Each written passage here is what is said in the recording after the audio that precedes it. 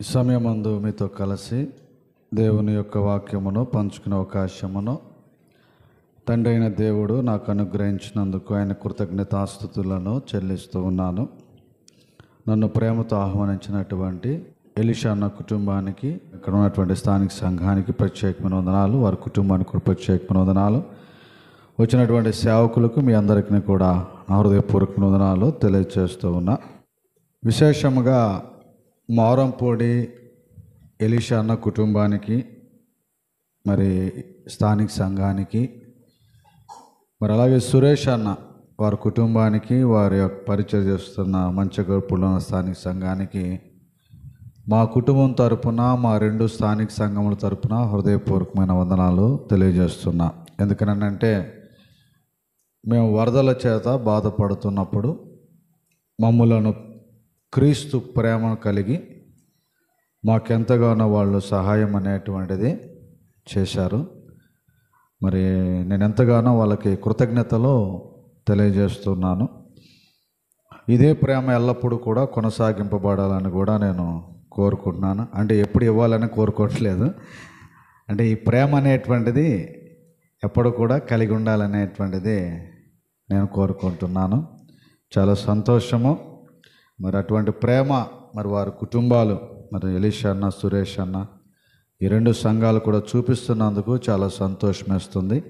మా స్థానిక సంఘాలు కూడా వీళ్ళు చేసిన పరిచర్ను బట్టి ఎంతగానో ప్రోత్సహించబడ్డారు, బలపరచబడ్డారు. కాబట్టి ఇటువంటి సత్క్రియలు చేయటం వలన దేవుని యొక్క నామానికి ఎంతో మహిమ అనేటువంటిది కలుగుతుంది. కొద్ది నిమిషాలు దేవుని వాక్యాన్ని ధ్యానం చేసుకుందాం. యోహాను సువార్త 16వ అధ్యాయం 33వ వచనాన్ని మనం చదువుకుందాం.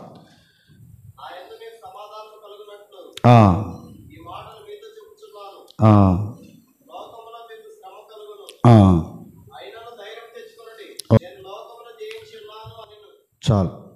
ఇవాళ మనం గమనించవలసిన విషయం ఏమిటనంటే, క్రైస్తవులమైనటువంటి మనము లేదా క్రీస్తు సంఘముగా కోరుకుంటున్నటువంటి మనము లోకానికి మనము ఏ సమాచారం తెలియజేస్తున్నాం, మనం ఎటువంటి సమాచారాన్ని మన లోకానికి మనం ఇస్తున్నాం. ఇప్పుడు లోకస్తులు ఉన్నారు, లోకస్తులకి క్రైస్తవులకి వ్యత్యాసం ఏంటి? వ్యత్యాసం ఉండాలనేటువంటిదే దేవుని కోరిక, అంతేనా? ప్రభు యొక్క కోరిక కూడా అంతే. లోకానికి ఎలా ఉండాలి? మనము భిన్నంగా ఉండాలి. కానీ ఇవాళ క్రైస్తవం ఎలా అయిపోయిందని అంటే, లోకస్తులతో పాటే మనం కూడా అయిపోయాం. సహోదరులు చెప్పినట్టుగా పేరు మార్చుకుంటున్నారు కానీ ప్రవర్తన అనేటువంటిది మార్చుకోవట్లే. బాప్టిజం పొందుతున్నారే కానీ వాళ్ళ జీవితాలను ఏం చేసుకోవట్లేదు, మార్చుకోవట్లే. ఇంకా చెప్పాలనంటే వాళ్ళకి మనకి వ్యత్యాసం ఏంటనంటే, వాళ్ళు ఆదివారం ఆరాధనకి రారు, మనమైతే ఆదివారం ఆరాధనకి వస్తాం. మిగతా అంతా కూడా ఎలా ఉంటుంది? Same to same. అయితే అది కాదు దేవుడు కోరుకునేటువంటిది. ప్రభు అయిన యేసుక్రీస్తు వారు కూడా ఆయన సంఘాన్ని గురించి అది కోరుకోలేదు. లోకానికి మనం ఒక సమాచారం తెలియచేయాలి. క్రైస్తవ్యం యొక్క గొప్పతనం అనేటువంటిది లోకానికి మనము తెలియచేయాలి.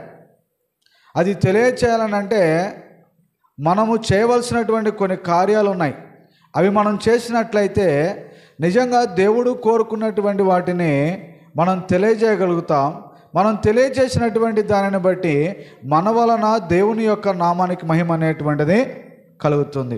దేవుడు ఎలా మహిమ పొందాలనుకుంటున్నాడు అని అంటే, ఎఫెసీయులకు రాసిన పత్రిక 3వ అధ్యాయం 21వ వచనాలు మనం చదువుకున్నట్లయితే, అక్కడ సంఘము ద్వారా దేవుడు తన నామమునకు మహిమ తెచ్చుకోవాలని ఆయన కోరుకుంటున్నాడు. ఎవరి ద్వారా ఆయనకు మహిమ కావాలని కోరుకుంటున్నాడు? సంఘము ద్వారా. సంఘము ద్వారా అంటే అది ఒక బిల్డింగ్ కాదు. సంఘము ద్వారా అంటే రక్షింపబడినటువంటి వారి యొక్క సమూహం. లేదనంటే క్రైస్తవుల ద్వారా దేవుడు ఏం కలగాలనుకుంటున్నాడు? ఆయన నామానికి మహిమ తెచ్చుకోవాలని ఆయన కోరుకుంటున్నాడు. అదే యేసుక్రీస్తు ప్రభు వారు తెలియజేస్తున్నాడు.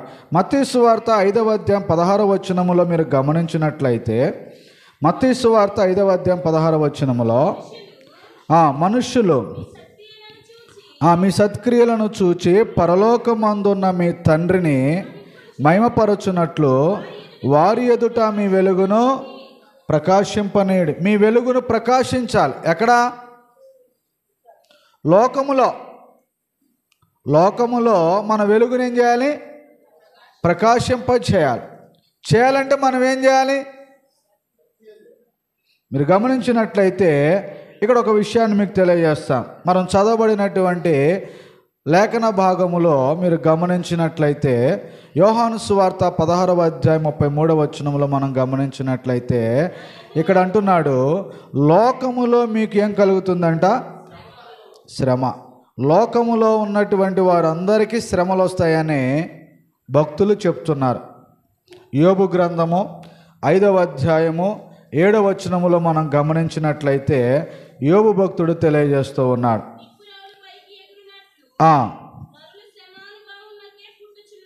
నరులు శ్రమానుభవమునకే ఈ లోకములో పుట్టే ప్రతి నరుడు ఏమనుభవించాలి? శ్రమలు అనుభవించాలి. మీరు గమనించినట్లయితే ఇదే యోబు 14వ అధ్యాయం 1వ వచనంలో అంటాడు, స్త్రీ కనిన నరుడు కొద్ది దినముల వాడే మిక్కిలి బాధనందును అని అంటాడు. అంటే ఈ భూమి మీద పుట్టినటువంటి ప్రతి ఒక్క నరుడికి ఏముంటాయి అంటున్నాడు?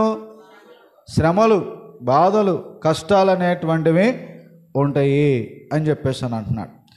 ఇవాళ మరి ప్రభువుని నమ్ముకున్న మనకు కష్టాలు, బాధలు ఉంటాయి. లోకములో ఉన్న వారికి కూడా ఉంటాయి, కష్టాలు, బాధలు ఉంటాయి. అప్పుడు వాళ్ళకి మనకున్న వ్యత్యాసం ఏంటి? నువ్వు ప్రార్థనకి వచ్చినంత మాత్రాన నీకేమైనా కష్టాలు పోయినాయా? పోనీ వాళ్ళకి ప్రార్థనకు రానంత మాత్రాన వాళ్ళకి ఏమన్నా కష్టాలు ఎక్కువైనాయా? ఈరోజు మనం ప్రార్థనకి రావటం వలన, దేవుని సన్నిధికి రావటం వలన, లేదా ప్రభువుని నమ్ముకోవటం వలన మనకేమైనా కష్టాలు రాకుండా ఉన్నాయా? చెప్పండి. ఇవాళ చాలామంది బోధిస్తూ ఉంటారు కదా, మీరు ప్రభువుని నమ్ముకోండి, మీకు కష్టాలు అనేటువంటివి ఉండవు అని చెప్పేశారు. అవునా? నిజమేనా? ఇంకా చెప్పాలని అంటే ప్రభువుని నమ్ముకున్నటువంటి వాళ్ళకి ఎక్కువ కష్టాలు ఉంటాయి. అపోస్తుడైన పౌలు అంటాడు, క్రీస్తు యేసునందు సద్భక్తితో బ్రతుకును ఉద్దేశించిన వారందరూ హింస పొందుదురు. ఇలా బాధలు, కష్టాలు క్రైస్తవులు పడుతూ ఉంటుంటే లోకము దేవుని యొక్క నామాన్ని మయంపరుస్తుందా? పోనీ మనం ఎలా మయంపరుస్తాం దేవుణ్ణి? ఇన్ని కష్టాలు పెట్టుకొని, ఇన్ని బాధలు పెట్టుకొని, ఇంత శ్రమ పెట్టుకొని మనం దేవుని మయంపరచగలమా? మీరు గమనించినట్లయితే చూడండి, ఇవాళ లోకములో ఉన్న వారికి శ్రమలు వస్తాయి, క్రైస్తవ్యములో ఉన్న వారికి కూడా శ్రమలు వస్తాయి. అయితే క్రైస్తవం యొక్క గొప్పతనం ఏంటి? ప్రభు నమ్ముకుంటం వల్ల కలిగే మేలేంటి?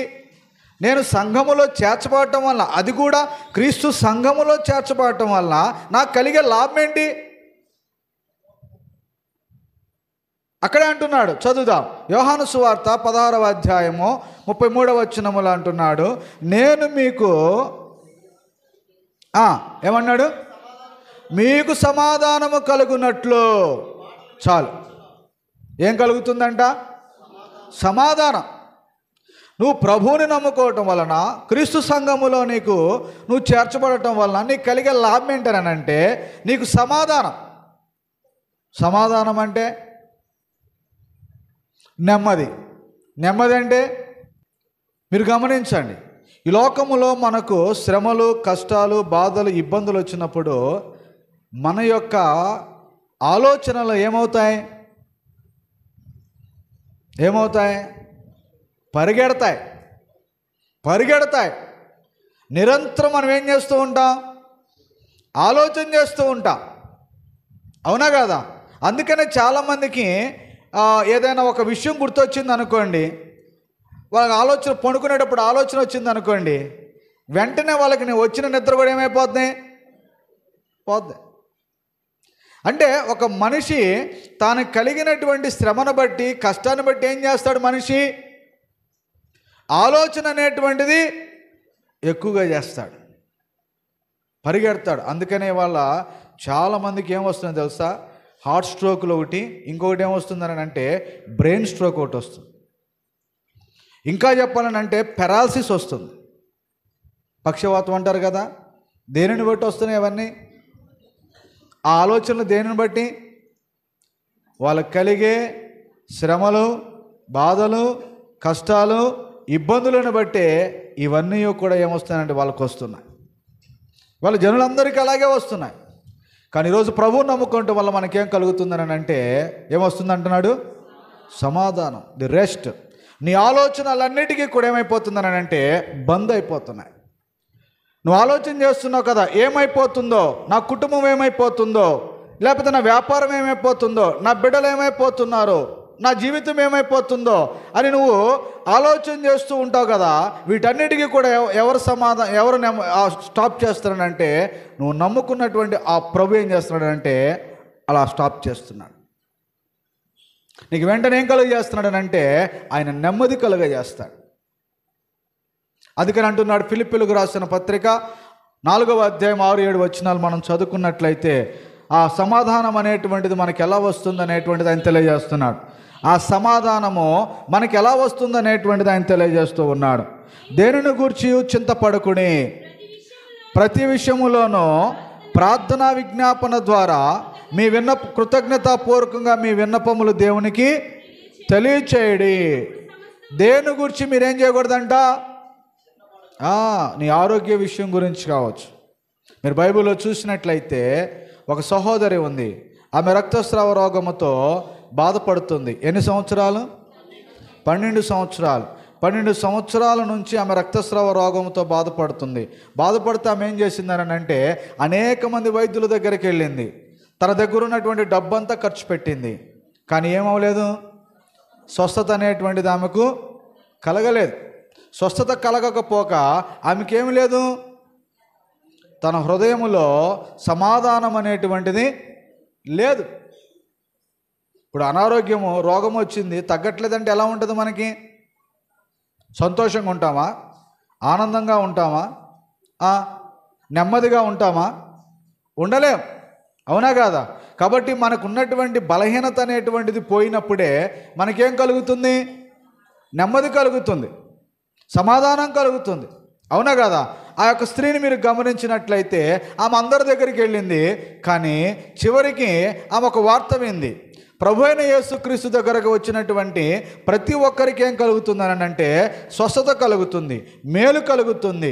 చనిపోయినటువంటి వారు లేస్తున్నారు, కుంటివారు నడుస్తున్నారు, చెవిటివారు వింటున్నారు, మోగవారు మాట్లాడుతున్నారు, పక్షవాయువు కలిగినటువంటి వారు కూడా నడుస్తూ ఉన్నారు. కాబట్టి నాకున్నటువంటి బలహీనత కూడా ఆయన దగ్గరికి వెళితే పోతుందని చెప్పేసి అని ఆమె వెళ్ళింది. ఆయన దగ్గరికి వెళ్ళి ఆయన వస్త్రాలు ముట్టుకుంటే చాలు నాకు బాగుపడుతుంది అనుకొని విశ్వాసం కలిగి ఆయన దగ్గరికి వెళ్ళి అంతగా ఉన్నటువంటి ఆ జనుల మధ్యలో ఆమె వెళ్ళి ఆయన వస్త్రాలు అలా ముట్టుకుంది. ముట్టుకోగానే ఆమెకు అది తెలిసింది, తన రక్తస్రావము ఆగిపోయిందని. అక్కడ క్రీస్తు ప్రభువారు అంటున్నాడు, ఎవరు నా వస్త్రాలు ముట్టుకున్నారని. శిష్యులు అంటున్నారు, ఇంతమంది నీ మీద పడుతుంటే ఎవరు ముట్టుకున్నారంటావేంటేనని. అయితే ప్రభువుకి తెలుసు ఆ స్త్రీ వచ్చి ఆయన ముట్టుకుందని. అప్పుడు ఆమె ముందుగా వచ్చింది. ఆయన ముందుకు వచ్చి అయ్యా నేనే అని చెప్పేసి అన్నప్పుడు మార్కు సువార్త 5వ అధ్యాయంలో మీరు గమనించినట్లయితే మీరు చూడండి, మార్కు సువార్త 5వ అధ్యాయము 5వ వచనములో ఆయన చివరి మాట చెప్తున్నాడు. 34వ వచనం, అందుకు ఆయన కుమారి నీ విశ్వాసము నిన్ను స్వస్థపరచెను, సమాధానము గలదానవై పొమ్ము. ఎలా వెళ్ళమన్నాడు? ఆమెకి నెమ్మది లేదు. ఎన్ని సంవత్సరాల నుంచి? 12 సంవత్సరాలు. ఇప్పుడు ప్రభు దగ్గరకు రావటం వలన ప్రభు ఏమేమి ఇచ్చాడు? ఆమెకు సమాధానం అనేటువంటిది ఇచ్చాడు. నిజంగా మీరు గమనించండి, ఆ డాక్టర్ మంచోడు, ఈ డాక్టర్ మంచోడు అని చాలామంది వెళ్తూ ఉంటారు. నిజంగా దేవుని కనికరము లేకపోతే ఏ డాక్టర్ దగ్గరికి వెళ్ళినా కానీ అది చిన్న రోగమైనా కానీ ఏమవుదు? తగ్గదు. అదే దేవుడి కనికరం ఉంటే పెద్ద డాక్టర్ దగ్గరికి వెళ్ళకపోయినా చిన్న డాక్టర్ దగ్గరికి వెళ్ళినా కానీ ఏమైపోతుంది? తగ్గిపోతుంది, అవునా కాదా? ఈరోజు అది మనం గుర్తించలేకపోతున్నాం. ఆ డాక్టర్ని చూస్తున్నాం, ఈ డాక్టర్ని చూస్తున్నాం, కానీ పరమ డాక్టర్ని మనం చూడలేకపోతున్నాం. నిజంగా ఆయన దగ్గర మనం బతిమలాడుకోలేకపోతున్నాం. ఆయన దగ్గర మనం బతిమలాడుకున్నట్లయితే నిజంగా ఆయన మనకేమిస్తాడనంటే స్వస్థత అనేటువంటిది మనకిస్తాడు. నువ్వు దేని గురించి బాధపడవలసిన అవసరం లేదు, దేని గురించి నువ్వు చింతపడవలసిన అవసరం లేదు, దేని గురించి నువ్వు దిగులు పడవలసినటువంటి పని లేదు. దేవుడు ప్రార్థన చేయడానికి అవకాశం అనేటువంటిది మనకు ఇచ్చాడు. ఇక్కడ ఒక విషయాన్ని మిమ్మల్ని అడగాలనుకుంటున్నాను. ప్రార్థన మనం ఎందుకు చేస్తున్నాం? పోనీ ఎందుకు చేయాలి? మనం దేవునితో మాట్లాడితే ఏం మాట్లాడతాడు? దేవునితో మనం ఏం మాట్లాడతాం? నిజంగా మీరు చూడండి, ప్రార్థన అనేటువంటిది ఒక రిలేషన్షిప్, ఒక సంబంధం లాంటిది. అది ఎవరితో సంబంధం అని అంటే ఒక తండ్రికి ఒక కొడుకు ఉండేటువంటి సంబంధం. ఒక తండ్రికి ఒక కొడుకు ఉండేటువంటి సంబంధం. మీరు చూడండి, రోడ్డు మీద వెళ్ళే వాళ్ళు చాలామంది అడుగుతూ ఉంటారు, రూపాయి అన్నారు, రూపాయి ఉండయ్యా కొద్దిగా అయ్యా అని అడుగుతారు. మీరు ఇస్తారా? అదే మీరు కొడుకు 10 రూపాయలు అని అడిగారు అనుకోండి, ఏం చేస్తారు? సహోదరులు చెప్పారు, కొడుకు ఆస్తి అడగానే ఏం చేశాడు? ఇచ్చేశాడు. అవునా కాదా? తనకు బాధ ఉన్నా తన కొడుకు అడిగాడు కాబట్టి ఏం చేశాడు? ఇచ్చేశాడు. తన ప్రేమను వ్యక్తపరిచాడు. అవునా కాదా? అయితే మీరు చూడండి, ప్రార్థన అనేటువంటి భావం మనకేంటనంటే ఆయన తండ్రి, మనము ఆయన బిడలం. మన బిడలు మనం అడిగినప్పుడు ఎలా ఇస్తామో మన తండ్రిని ఆయన అడిగితే అలాగా మనకు ఇస్తాడు. ఆ భావంతో మనం ఉన్నామా? ఆ భావం కలిగి మనం అడుగుతున్నామా? ఒకసారి మీరు ఆలోచన చేయండి. రెండో విషయం ఏంటంటే ప్రార్థన మనం ఎందుకు చేయాలనంటే దేవుని పైన మనకు ప్రేమ అనేటువంటిది ఉంటే ఖచ్చితంగా మనం ఏం చేస్తాం? సహోదరు చెప్పారు, దేవునితో మాట్లాడటం అని. నిజంగా దేవుని పైన ప్రేమ ఉంటే ఎక్కువ ఎవరితో మాట్లాడతాం? మనం దేవునితోనే మనం మాట్లాడతాం. ఈరోజు మనం ప్రార్థన చేయట్లేదని అంటే మనకేం లేదు, దేవుని మీద ప్రేమ అనేటువంటిది లేదు. ప్రేమతో ఉన్నటువంటి వారితోనే మనం ఎక్కువగా మాట్లాడతాం. అది భార్య కావచ్చు, భర్త కావచ్చు, బిడలు కావచ్చు. అవునా కాదా? ఈరోజు దేవుని మీద మనకు ప్రేమ ఉంటే మనం దేవునితో ఎక్కువగా మాట్లాడతాం, అంటే ప్రార్థన ఎక్కువగా మనం చేస్తాం. మూడో విషయం మీరు గమనించినట్లయితే ప్రార్థన మనం ఎందుకు చేయాలని అంటే ఆయన మనకు సమాధానం ఇస్తాడు కాబట్టి. దేనికి? ఆయన మనకు సమాధానం ఇస్తాడు. సమాధానం అంటే ఆన్సర్ ఇస్తాడు. మనం చేసే ప్రార్థనకి ఆయన నాకు సమాధానం ఇస్తాడనే నమ్మకం ఉంటేనే మనం ఏం చేస్తాం? ప్రార్థన చేస్తాం. అవును, ఈరోజు నాకున్నటువంటి ఈ ఇబ్బందులు, ఈ కష్టాలు ప్రభువు నాకు తీరుస్తాడనేటువంటి నమ్మకం నీకుంటే నువ్వు ఖచ్చితంగా ఏం చేస్తావు? ప్రార్థన చేస్తావు. అది ఆయన నువ్వు ప్రార్థన చేసినప్పుడు ఖచ్చితంగా ఆయన ఏమిస్తాడనంటే, కింద చదవండి, ఫిలిప్పీయులకు రాసిన పత్రిక 4వ అధ్యాయం 6-7 వచనాల్లో మీరు గమనించినట్లయితే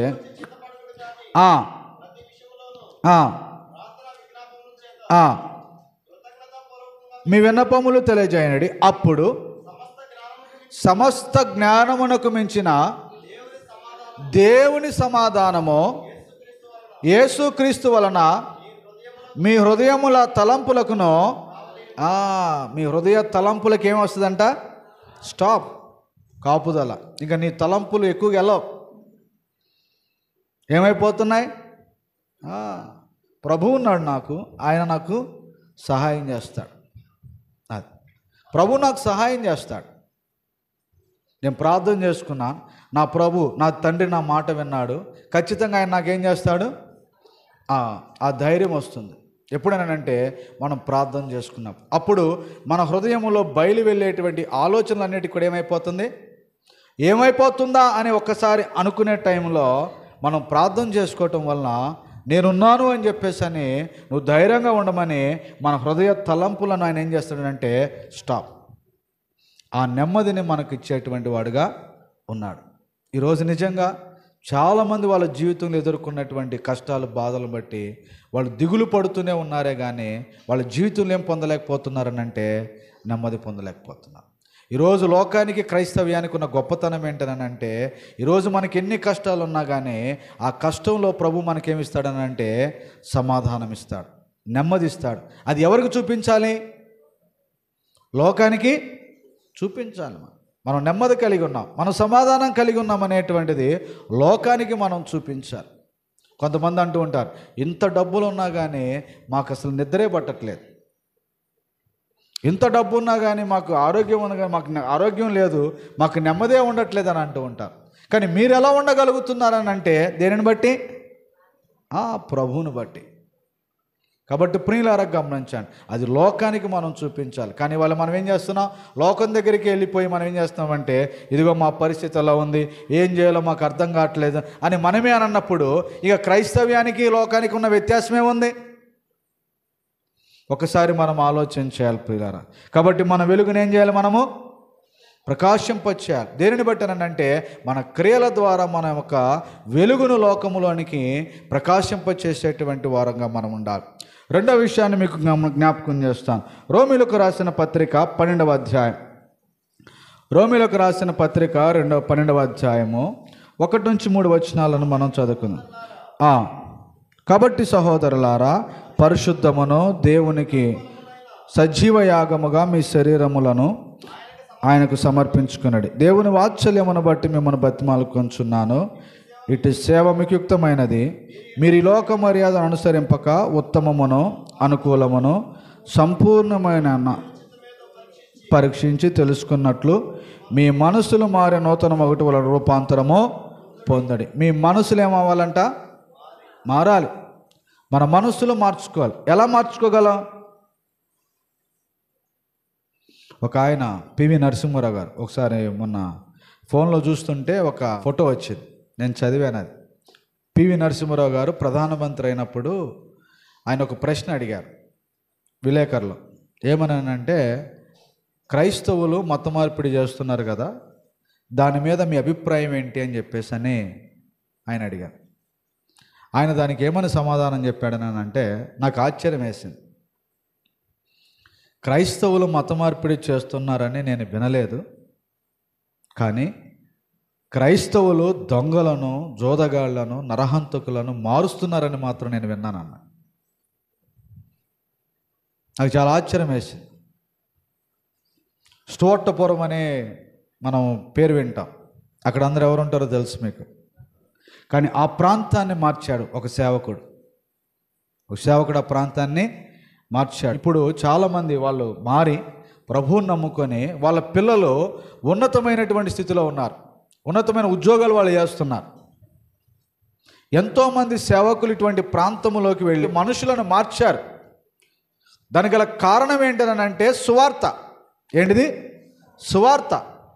ఇవాళ మన మనసులు మారాలని అంటే ఏం చేయాలి? ఆ సువార్తకు లోబడాలి.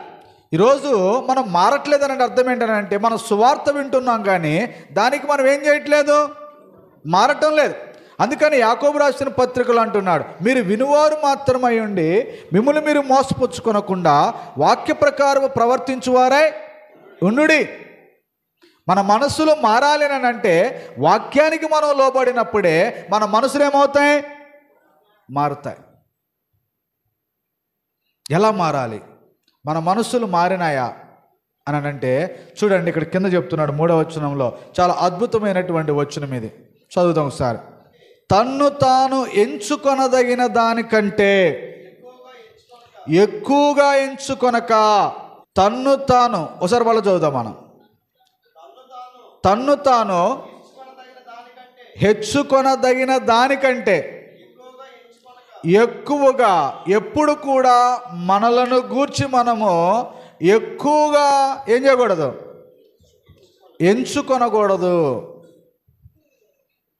మనం అంటూ ఉంటాం కదా, ఏమి లేని ఇస్తరాకు ఎగిరెగిరి పడుద్ది, అన్నీ ఉన్న ఇస్తరాకు అంటాం. కానీ నిజంగా అసలు మనం ఉంటాం అలాగా? ఈరోజు నిజంగా మనకు కొలికి ఉంటే కూడా మనం ఏం చేస్తామని అంటే చాలా ఎక్కువగా మనం ఫీల్ అయిపోతాం. అది నిజంగా చాలామంది వాళ్ళ కలిగిన దానిలోకి కొద్దిగా ఉన్నా కానీ ఎక్కువగా వాళ్ళు ఊహించేసుకుంటారు. మనం అంత గొప్ప, మనం ఇంత గొప్ప, మనం ఇంత అని చెప్పేసి అని చాలామంది అనుకుంటూ ఉంటారు. కానీ ఇక్కడ పౌలు గారు చెప్తున్నాడు రోమాలో ఉన్న సంఘానికి, ఏమని చెప్తున్నాడనంటే మీరుకున్నటువంటి దానికన్నా ఎక్కువగా మీరేం చేయవద్దు అంటున్నాడు, ఎంచుకోవద్దు. అంటే దాని అర్థం ఏంటనంటే మీరు గర్వం అహంకారం అనేటువంటిది మీరు కలిగి ఉండకూడదు. గర్వం అహంకారం అనేటువంటిది కలిగి ఉండకూడదు. మరి ఏం కలిగి ఉండాలి? వినయము, విధేయత, తగ్గింపు అనేటువంటిది కలిగి ఉండాలి. సమాజం బాగుండాలని అంటే విద్యావంతులు ధనవంతులు కాదు. సమాజము సంఘము బాగుండాలని అంటే వినయము విధేయత కలిగినటువంటి వాళ్ళు కావాలి, తగ్గింపు కలిగినటువంటి వాళ్ళు కావాలి. ఈరోజు సంఘము దేవునికి మహిమ కలగాలని అంటే, సంఘము ద్వారా దేవునికి మహిమ కలగాలని అంటే సంఘములో ధనవంతులు విద్యావంతులు ఉంటే సరిపోదు. ఎవరుండాలి? వినయం విధేయత తగ్గింపు కలిగినటువంటి వారు ఉండాలి. కానీ ఈరోజు సంఘములో కూడా ఎవరుంటున్నారు? గర్విష్ఠులు ఉంటున్నారు, అహంకారులు ఉంటున్నారు. ఉండట్లేదా? ఉంటున్నారు. అందుకనే పేతురు రాసిన మొదటి పత్రిక 5వ అధ్యాయము 5-6 వచనాలు మీరు గమనించినట్లయితే, పేతురు రాసిన మొదటి పత్రిక 5వ అధ్యాయము 5-6 వచనాలు మనం చదువుకుందాం. చిన్నలారా, మీరు పెద్దలకు లోబడి ఉండుడి. మీరందరూ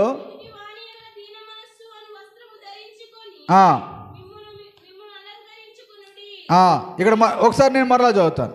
పెద్దలారా, మీరు చిన్నలకు లోబడి ఉండుడి. పెద్దలారా, మీ చిన్నపిల్లలకు, అదేనా? అక్కడ వాళ్ళకి వినపడలేదు అనుకుంటా, వెనకాల ఉన్న వాళ్ళకి అర్థం కాలేదా? అర్థం కాలేదా? ఈరోజు అదే పరిస్థితి అయిపోతుంది కదా. పెద్దలందరూ ఎవరికి లోబడాల్సి వస్తుంది? పెద్దలు అంటారు, సేవకులు కూడా అంటారు, ఎవరు వస్తున్నాయి, అయ్యా ఆడు చెప్పేది ఏదో చేయండి అయ్యా అంటారు. ఇవాళ పరిస్థితి అలా అయిపోయింది సంఘంలో కూడా. కాకపోతే యవనస్తులు ఏమవుతున్నారు? వెళ్ళిపోతామంటున్నారు. అందుకని పాపం వాళ్ళని కాపాడుకోవడానికి ఏం చేస్తున్నారు సేవకులు? సరే రారా, నువ్వు రారా అని బతుకుని ఆడుకొని వాళ్ళ చేత చేపిస్తున్నారు. ఇంట్లో కూడా అంతే. తల్లిదండ్రుల మాట వినరు. ఎవరు అంటలేదు? పిల్లలంట్లా. పిల్లలు చెప్పిన మాట ఎవరంటున్నారు? చిన్నప్పుడు ఏ కూర వండితే ఆ కూర తినేవాళ్ళం. ఇప్పుడు నాకు ఆ కూర వద్దు, ఈ కూర చేయని రాత్రి చెప్తున్నారు పిల్లలు. రేపటికి ఇంట్లో లేకపోతే అప్పటికప్పుడు వెళ్ళి మార్కెట్కి వెళ్ళి తీసుకురావటమో, లేకపోతే ఉదయాన్నే వెళ్ళి తీసుకురావటమో చేస్తున్నారు. ఆడు తినడేమో, ఆ అమ్మాయి పాప తిందేమో అని చెప్పేసాను. చేయట్లేదు. ఇవాళ పరిస్థితి మారిపోయింది. 21st సెంచరీ కదా. పెద్దలకు పిల్లలు లోబడటంలా. ఎవరికి లోబడుతున్నారు? పిల్లలే పెద్దలకు లోబడుతూ ఉన్నారు. అవును, ఈరోజు నిజంగా మీరు చూడండి, ఇవాళ ఎవరిదా ఆ విఫలం అని అంటే చాలా పెద్దలదే. ఎందుకనంటే మనం అలా వదిలేస్తున్నాం, అందుకని పిల్లలు అలా అయిపోతున్నారు. వాస్తవానికి మీరు గమనించండి, ఇవాళ చాలామంది క్రైస్తవులు కూడా ఎలా అయిపోతున్నారని అంటే లోకం వైపు వెళ్ళిపోతున్నారు.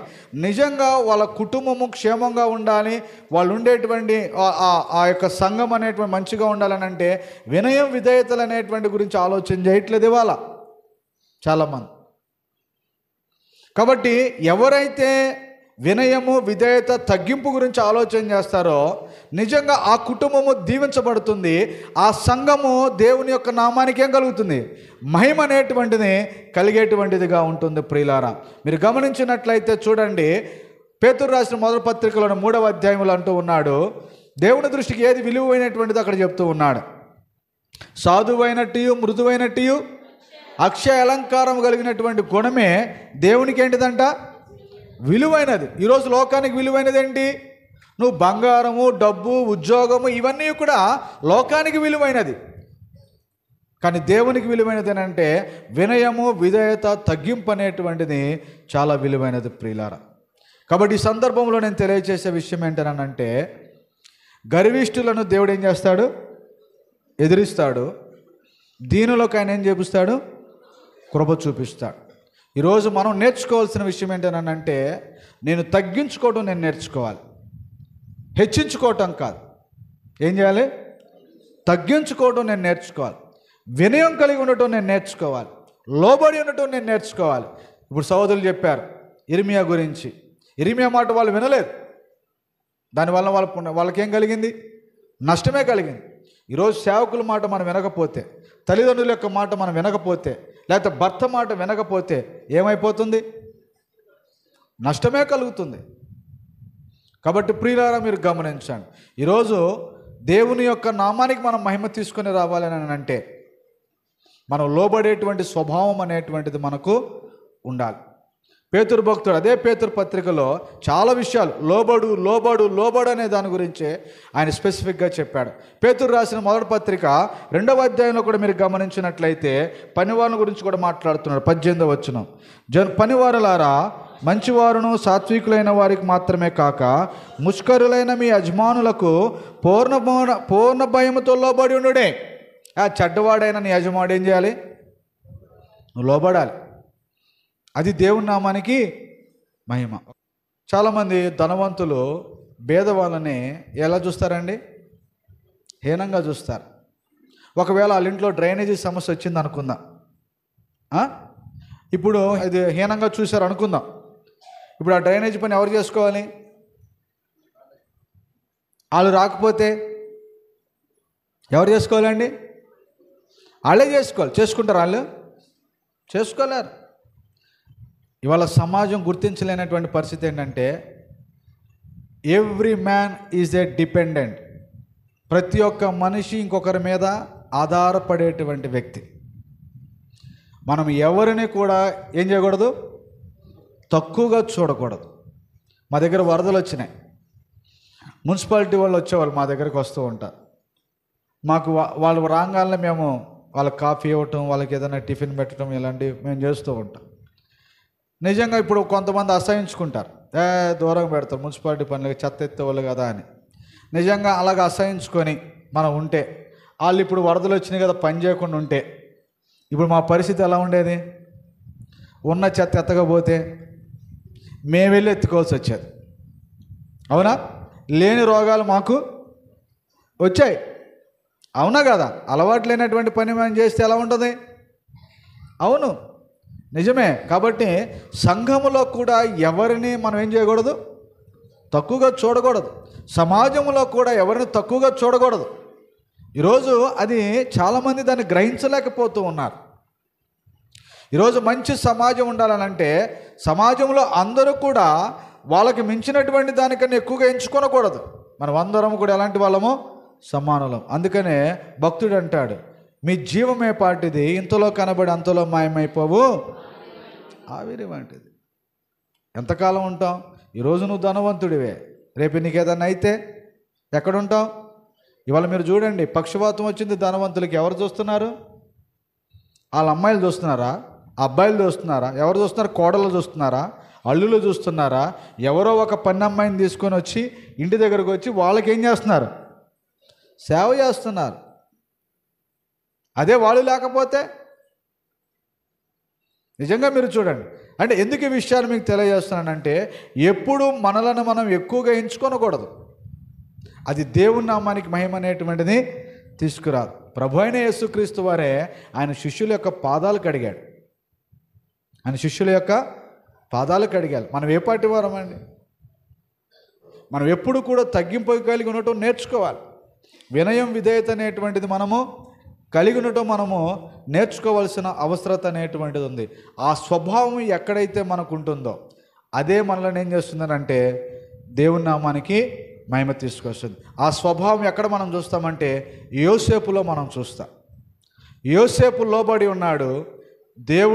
దేవునికి లోబడి ఉన్నాడు, యజమానికి కూడా లోబడి ఉన్నాడు. నిజంగా యోబును ఉన్నతమైన స్థితిలో ఉంచాడు. యోసేపు వలన దేవుని నామానికి ఏం కలిగింది? మహిమ అనేటువంటిది కలిగింది. కాబట్టి ప్రియులారా, మన క్రియల ద్వారా దేవుని నామానికి ఏం తీసుకురావాలి? మహిమ. సంఘములు ఏముండకూడదు? గర్వము, అహంకారము ఉండకూడదు. ఏముండాలి? వినయము, విధేయత, తగ్గింపు అనేటువంటిది మనము నేర్చుకోవాలి. అది చాలా కష్టమే, కానీ అది మనం నేర్చుకుంటేనే అది మనకు చాలా మేలుకరమైనటువంటిది అనేటువంటి విషయాన్ని మనం గమనించాలి. అందుకని క్రీస్తు ప్రభు వారు కూడా అంటూ ఉంటాడు, మీరు ఏదైనా సరే ఎక్కడైనా భోజనానికి వెళ్ళినప్పుడు ముందుగా మీరు కూర్చోవద్దు. అవునా? ఎక్కడ ఉంటామంటాడు? మీరు ఆఖరిని కూర్చోండి, ఎక్కడైనా కూర్చోండి. వాళ్ళే మిమ్మల్ని పిలుస్తారు. మీకు కావాలంటే వాళ్ళే మీ దగ్గరికి వచ్చి మిమ్మల్ని పిలిచి మిమ్మల్ని కూర్చోబెడతారు. అంతేగాని మీరు ముందుగా వెళ్ళి అలా కూర్చోవద్దు. మీకు అవమానం కలుగుతుందేమో, మీరు బాధపడతారేమో అని చెప్తారు. కాబట్టి మనం ఎప్పుడు కూడా ఎలా ఉండాలనంటే తగ్గింపు కలిగినటువంటి వారంగానే మనము జీవించవలసినటువంటి వారమై ఉండాలి. కాబట్టి నా సమయం అయిపోయింది. కాబట్టి ఈ విషయాలు మీరు గమనించండి. ఇంకా ఒకటి, ఐక్యత అనేటువంటిది కలిగి ఉండాలి. అలా కలిగి ఉండటం వల్ల ఏం కలుగుతుందని అంటే దేవుని నామానికి మహిమ. అది కుటుంబంలో కూడా భార్యాభర్తలు కూడా ఎలా ఉండాలి? ఐక్యత ఉండాలి. సంఘం అంతా కూడా ఎలా ఉండాలి? ఐక్యత అనేటువంటిది కలిగి ఉండాలి. ఐక్యత కలిగి ఉండటానికే ఆయన సంఘాన్ని దేంతో పోల్చాడని అంటే శిరస్సుతోటి, శరీరముతోటి ఆయన పోల్చాడు. ఈ శిరస్సు శరీరముతో ఎలాగా అతుకుబడి ఉండి పనిచేస్తుందో ఆ విధంగా సంఘములో ఉన్న ప్రతి ఒక్కరు కూడా ఎలా ఉండాలని అంటే ఐక్యత కలిగి ఉండాలి. ప్రభుత్వం మనం అంటుకట్టుకొని ఉండాలి. ఈ శరీరంలో ప్రతి ఒక్క అవయవం ఒకదానితో ఒకటి ఎలా సంబంధం కలిగి ఉంటుందో మనమందరం కూడా అలాగే కలిగి ఉండవలసిన అవసరత అనేటువంటిది ఉంది. ఎవరిని మనం తీసివేయకూడదు. ప్రతి ఒక్కరు మనం కావాలని మనం కోరుకునేటువంటి వారంగా మనం ఉండాలి. అంతేగాని విభజన అనేటువంటిది మనం చేయకూడదు. వాళ్ళొద్దు, వీళ్ళొద్దు, వీళ్ళు ఇంతమంది చాలు అనేటువంటిది మనం చేయకూడదు. ఎప్పుడు కూడా సంఘములో అందరూ కావాలి. ఎందుకంటే అందరూ మన కొరకు ఏం చేస్తారు? ప్రార్థన చేస్తారు. అవునా? చేయరా?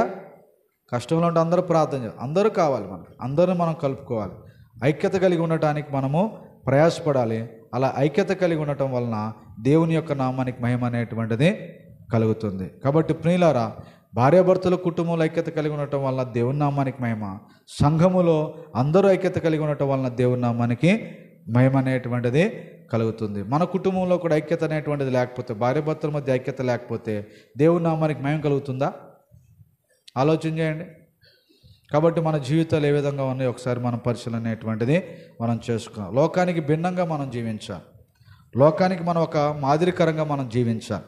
మనల్ని చూసి లోకం నేర్చుకోవాలి, కానీ లోకం చూసి మనలను నేర్చుకునేటువంటి పరిస్థితుల్లో మాత్రము ఉండకూడదు. కాబట్టి ఈ విషయాలు మీరు గమనించండి. ఒకటి, మన కష్టం వచ్చినప్పుడు దేవుడు మనకేమిస్తాడు? సమాధానం ఇస్తాడు.